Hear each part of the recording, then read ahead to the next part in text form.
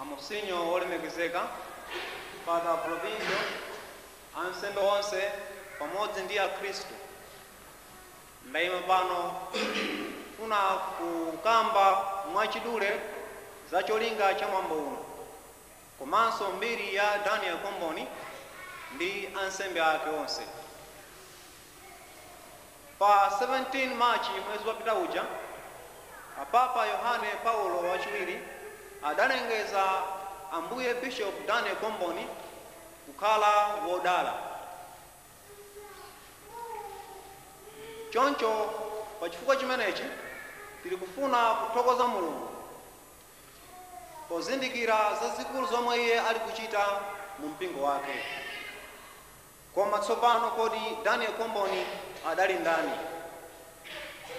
Ndipo kuyitanidwa kwake adamva bwanji?